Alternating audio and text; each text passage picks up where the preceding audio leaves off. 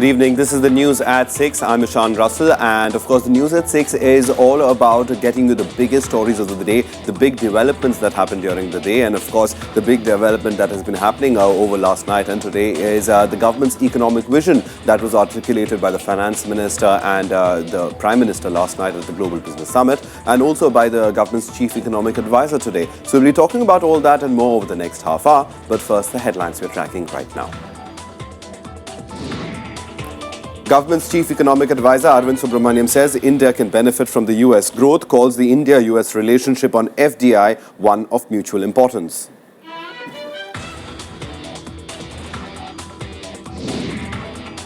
Home Minister Rajnath Singh slams Pakistan on terror, says it has failed to check the menace being exported from its soil. Assures security in place will overcome the threat for Obama's visit. 9 more censor board members quit a day after the body's chief quit over alleged government interference, claims government's attitude to the CBFC cavalier and dismissive.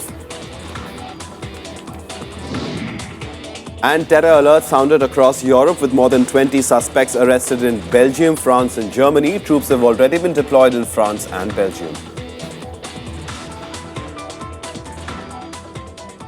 Well, our top story. The 2-day Global Business Summit came to a close today with economists from around the world raising viewpoints and discussion on the state of the global economy.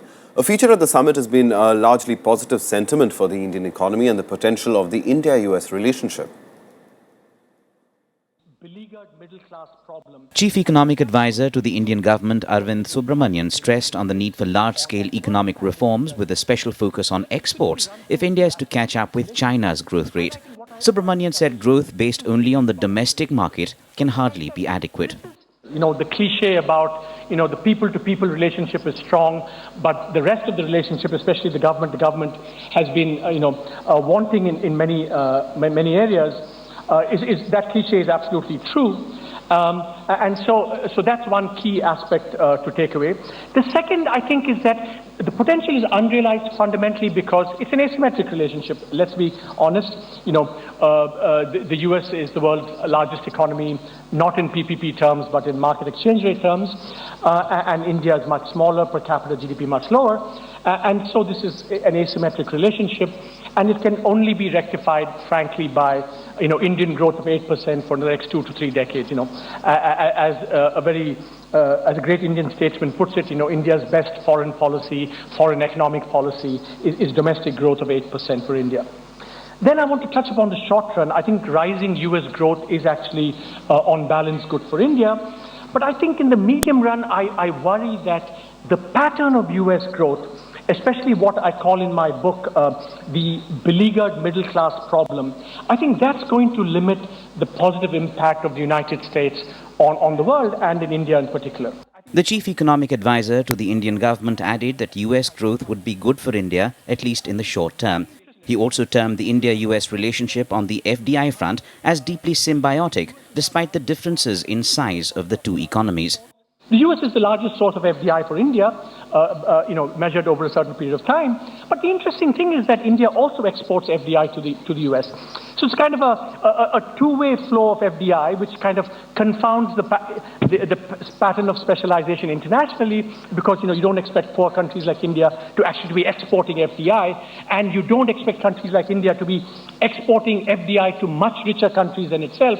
And this is a kind of interesting aspect of the US-India relationship. And this two-way FDI, of course, opens up interesting possibilities for bilateral investment cooperation. On day one of the Global Economic Summit on Friday, the Prime Minister had spoken of major economic reforms, including GST, a focus on mass production and correction in governance systems to take the Indian economy to new levels. The Union Budget later this month will be the first real test on how much can be put into action. Bureau Report, Rajya Sabha Television. All right, and TK Arun, editor opinion at the Economic Times, joins us. He, of course, was the one talking to the Chief Economic Advisor. So tell us, in terms of the big takeaways from the Global Business Summit and also what the Chief Economic Advisor said about the larger India growth story, what would your big takeaways be? See, the main thing was the Prime Minister's speech at the Economic Times Global Business Summit yesterday. Now he outlined a very positive, dynamic vision for India's future. It's not that what he articulated was in substance very different from what the previous UPA regime had been trying to implement in this country. The difference is actually in terms of the passion and the ambition that this Prime Minister is able to bring to these kind of goals. He says, why should India remain a $2 billion economy? Why can't we dream of India as a $20 billion economy? See, there's a difference between saying power is poison and giving the impression that you need power, you seek power because you want to do something with that power that is good for the nation as a whole.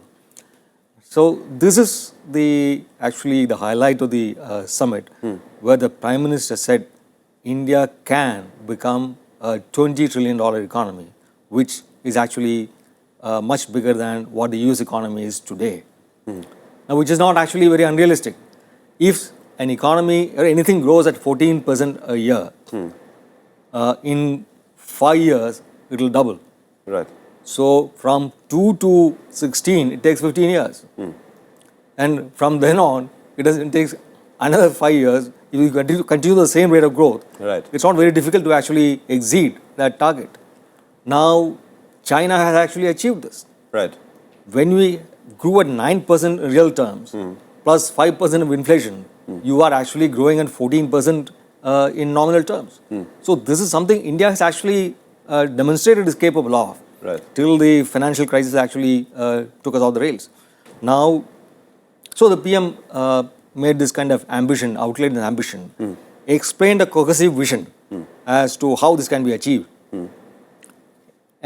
showed clarity on the 5 things that he said the government should do. He said the government's job is to do 5 things. Provide public goods, control corporate power, manage externalities. Then he said, this is very important, the government should look after the poor and the vulnerable. Right. And the government should fill information gaps. And he said the government has no business to be in business. Right. Now, this might be a little extreme in the sense that it doesn't really actually signal that tomorrow he will start dismantling the public sector that we have.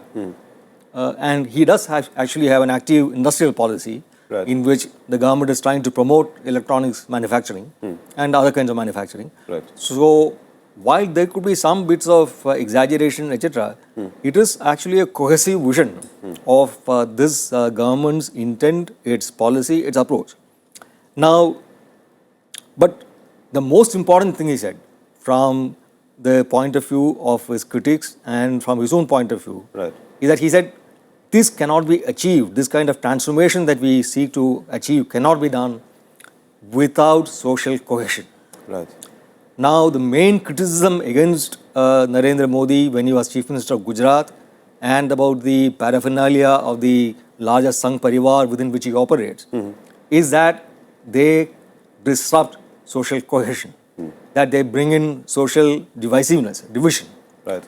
Now, he says in his vision that he wants social cohesion and only then this kind of growth is possible.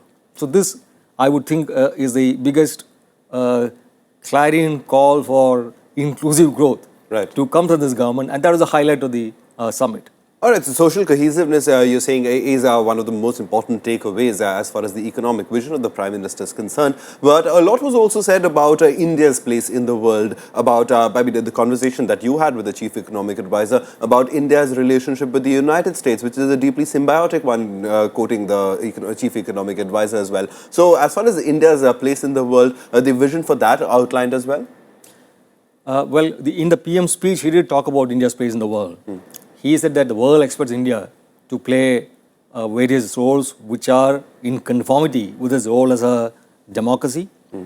And he said that we will fulfill expectations regarding terrorism, expectations regarding climate change. Today, the Chief Economic Advisor, while talking about India's relations with the US, also said it's a very asymmetric relationship. And there are certain political economy constraints which actually might hamper the full potential of the relationship being realize in a hurry. For example, on immigration rules. Now, there are a sizable number of Indians working in the US and they earn, he said, $40 billion plus of income a year. And a sizable part of the $75 billion plus of remittance income that India receives today comes from the United States. This comes from people who work offshore, on offshore projects of the IT industry, and services industry, and who remit money back home. And he also said something very interesting. He said, we give foreign assistance, foreign aid to the US to the tune of $3 billion a year. Right. This is actually the social security payments that our temporary Indian workers in the US are forced to contribute, but are in no position to claim because you had to work at least for 10 years to be eligible to claim these social security benefits. So they are just making unilateral contributions without any hope of it being able to encash this later. And we need a totalization agreement in which we will be able to set off what one worker has paid before he departs against the dues of other temporary workers who succeed.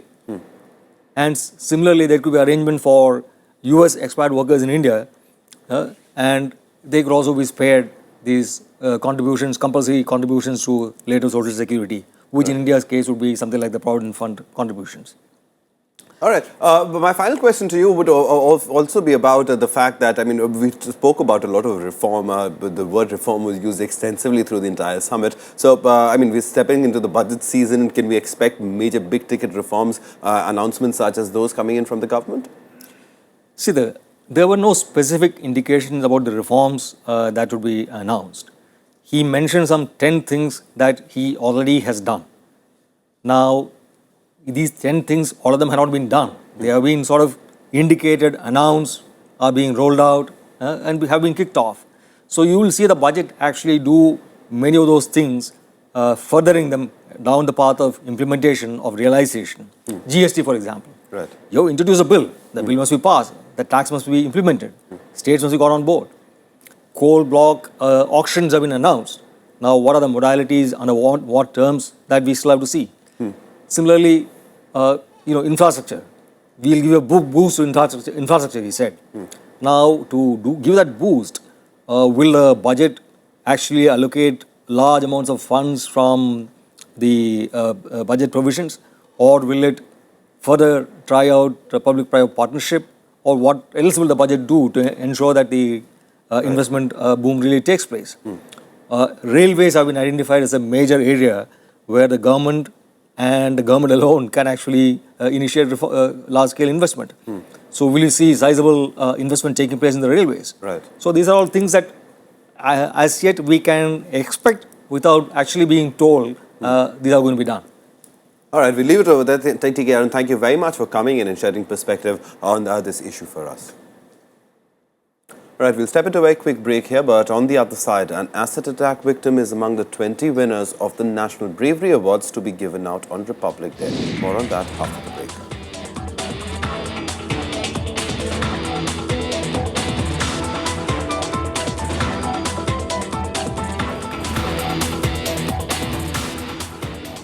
Welcome back. This is the news at 6.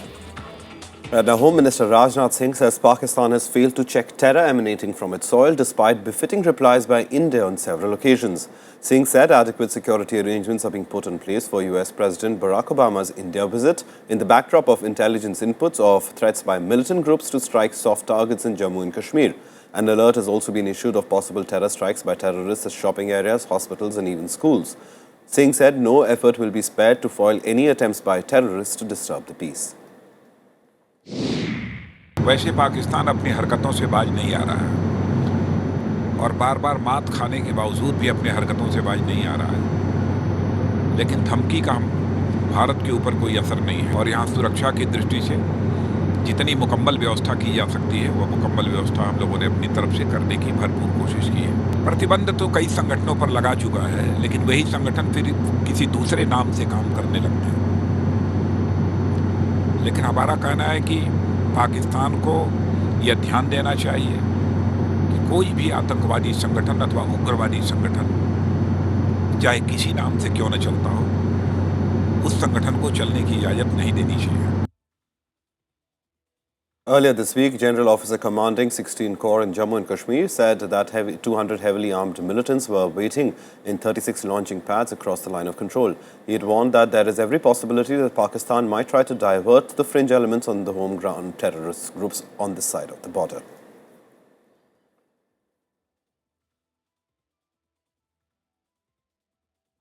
And there's unprecedented security in and around Agra ahead of US President Barack Obama's visit to the city on the 27th of January.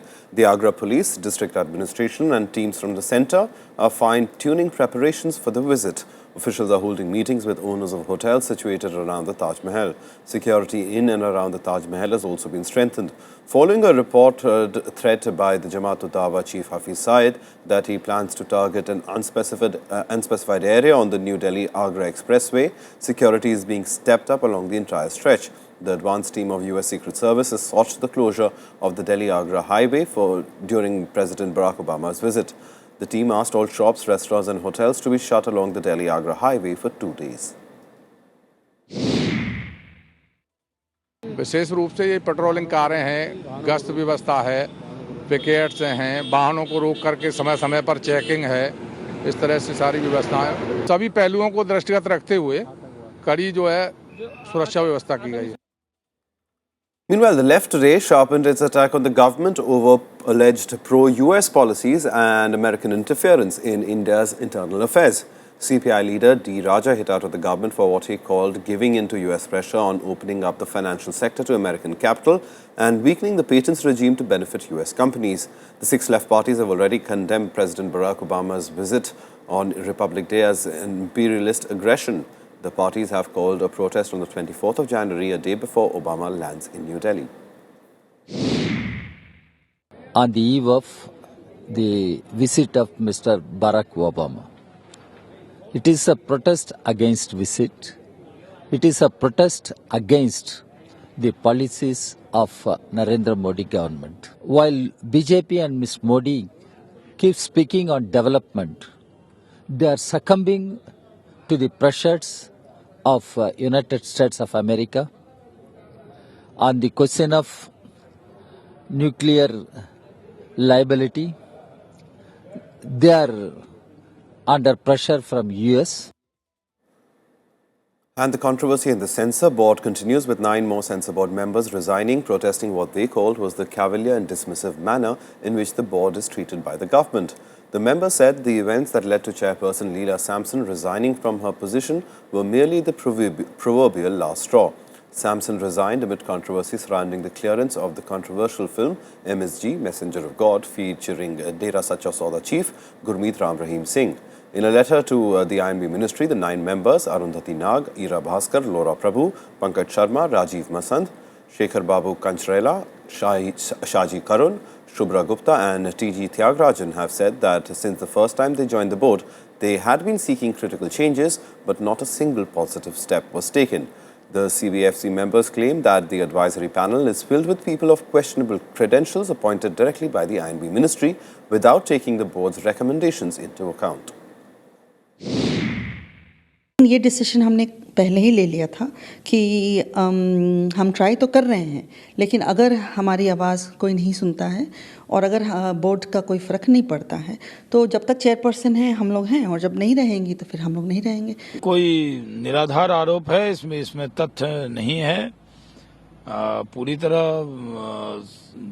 इस board का कार्यकाल तो पूरा ही था, उन्होंने खुद बताया.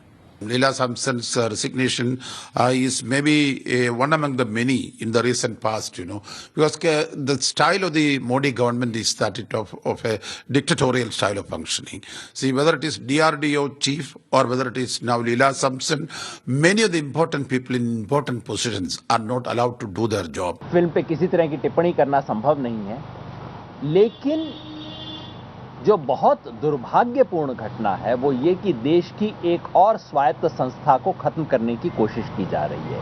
एक और ऑटोनोमस इंस्टीट्यूशन को दरकिनार किया जा रहा है. 1 year after Congress MP Shashi Tharoor's wife Sunanda Pushkar was found dead in a New Delhi hotel room, there is still no significant movement in this case.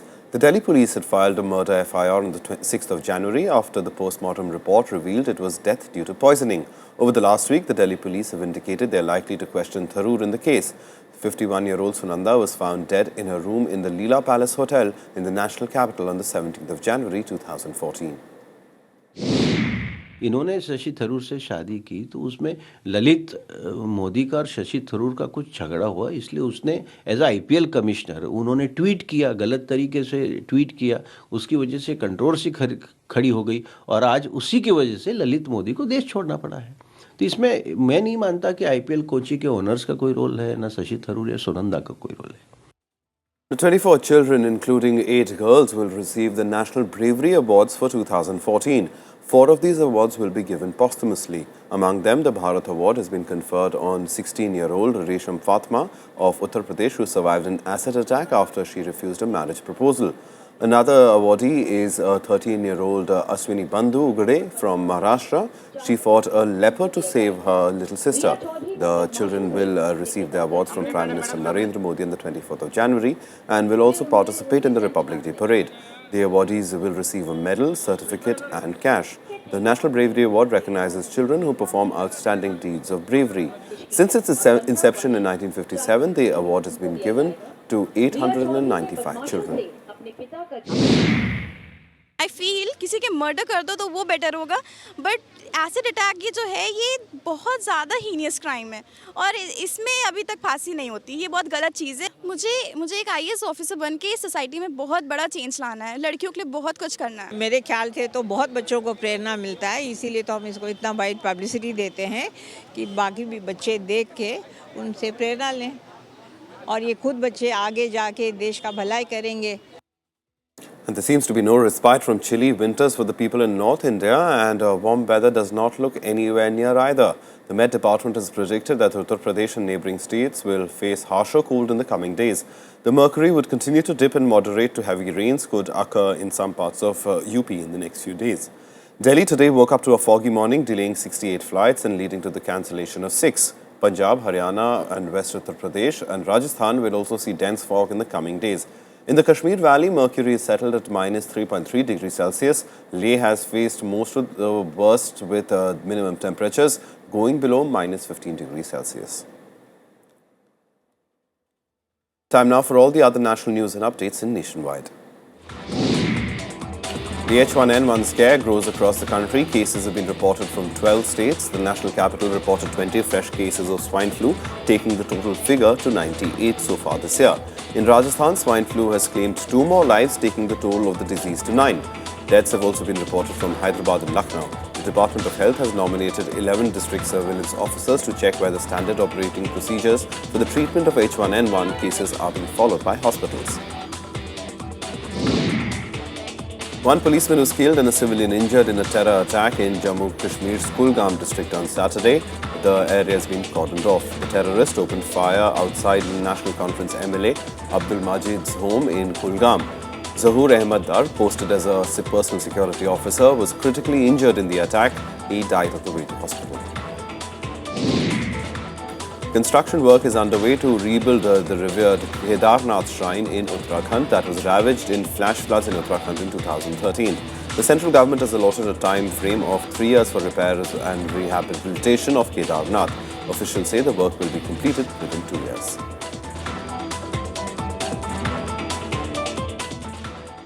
Now, shocking 225 acid attacks have been reported in India over the just last 2 years. Even alongside the calls for increased women's security and rights and making things worse, the Indian law courts continue to hold back from declaring an acid attack a heinous crime. A report from our Policy Research Bureau. Sonia once dreamed she would fly high. She wanted to become an air hostess and travel the world. But fate had other plans. Days before she turned 20, a monster in human form threw acid on her face. Life has been little more than a dark shroud since. अभी मेरे को तो लग नहीं रहा है कि कुछ किया जा रहा है. अगर किया जाता तो जितने आप सुनने में आ रहे हैं केसेस ये बंद हो चुके होते. लेकिन अगर आप ये केसेस देख रहे हैं तो इसका मतलब आप खुद ही अनुमान लगा सकते हैं कि कुछ एक्शन नहीं लिया जा रहा है. And there are hundreds like Sonia. Laws to protect them have proved ineffective and incapable. As many as 72% of acid attack victims are between the age of 17 and 30. The National Crime Records Bureau puts the number of acid attacks reports between 2010 and 2012 at 225. Activists say the actual number is far higher.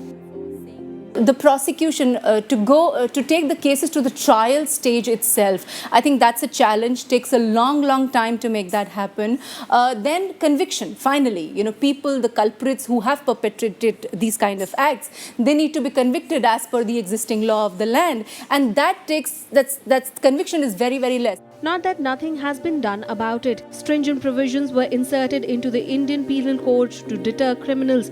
2 new sections, Section 326A and B, were added to ensure stringent punishment for acid attacks. But despite the law, despite the Supreme Court's ban on the sale of acid, the fact remains legal orders have not been implemented on the ground. कि जो भी acid खरीदेगा उसे 18 साल से ऊपर होना चाहिए, उसके पास आइडेंटिटी कार्ड होना चाहिए और स्टॉकेज के पास रजिस्टर मेंटेन होना चाहिए, मगर वैसा कुछ नहीं हो रहा है और आप जाएंगी कहीं से आसानी से मिल जाएगा। टॉयलेट क्लीनर के नाम पर तेजाब मिल रहा है। And plans to put acid in the category of heinous crimes remain in the thinking bag. Pakistan introduced a minimum 14 years jail sentence and fine of 1 million rupees for convicts in 2011. Even Bangladesh has introduced the death penalty for acid attacks. The result, 75 cases were registered last year from 492 attacks in 2002. हमने fast track court की मांग की थी। Fast track court हमने इसलिए मांगा था क्योंकि मुजरिम को जल्द से जल्द सज़ा हो सके, क्योंकि जब हमारे पे अटैक होता है तो हमारे लिए कहीं ना कहीं वो सज़ा तभी से शुरू हो जाती है, लेकिन मुजरिम खुला घूमता रहता है। The Indian government provides an ex gratia of rupees 2 lakh to an acid attack victim, which is considered far from adequate by victims and activists. A comprehensive relief and rehabilitation policy and jobs is the least expected, and a strong law to root out the evil. With camera person Ashwani, this is Anshu Jai Singh for Rajya Sabha TV.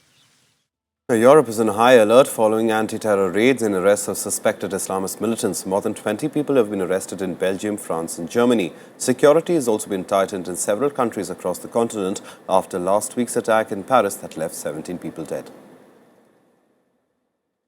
We have a system in the United Kingdom where threat levels are set by the Joint Terrorism Assessment Centre. They're not set by politicians. They have judged that the threat we face is severe.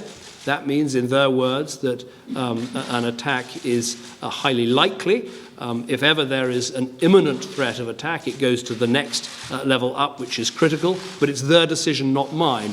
My responsibility is to make sure we marshal everything we have as a country in order to defeat this threat. Well, that's it from us. Goodbye.